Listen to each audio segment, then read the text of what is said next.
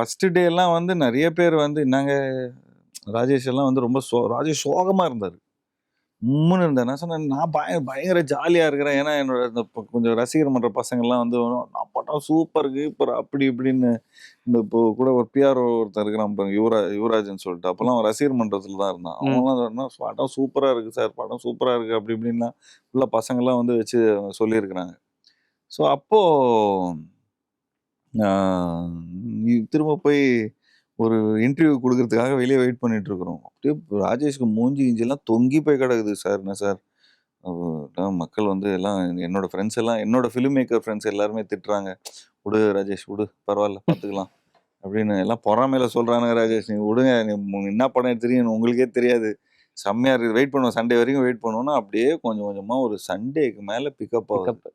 Sunday கூட இல்லை, Monday கூட இல்லை, அடுத்த நாள் அப்புறம் அந்த தேர்ஸ்டே ஃப்ரைடே திரும்ப பிக்கப் ஆகுது படம். அப்படியே ஒரு 2 வாரம் 3 வாரம் அப்படியே வேற மாதிரி படத்துக்கான ரெஸ்பான்ஸ் வருது. எங்க நைனெல்லாம் ஒத்துக்கவே இல்லை. என்னப்பா இவன் தம் அடிச்சுட்டு டைலாக் பேசிட்டு அதுக்கப்புறம் போக விடுறான், இந்த லெவல்ல எல்லாம் இவனுக்கு எடுத்து வச்சிருக்கிறானுங்க, எப்படி இது அப்படி இப்படின்னு சொல்லி ஒரே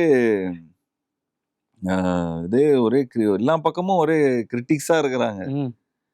ஸோ அப்புறம் நாங்கள் மட்டும் தனியாக ஒரு மாதிரி இந்த பேட் பாய்ஸ்லாம் இருப்பானுங்களே, அந்த பேட் பாய்ஸ் பாஸ் ஆகிட்டானுங்கன்னா எப்படி இருக்கும், ஸோ அந்த மாதிரி நாங்கள் மட்டும் அப்படியே தக் லைஃபாக நின்றுன்னு இருக்கிறோம்.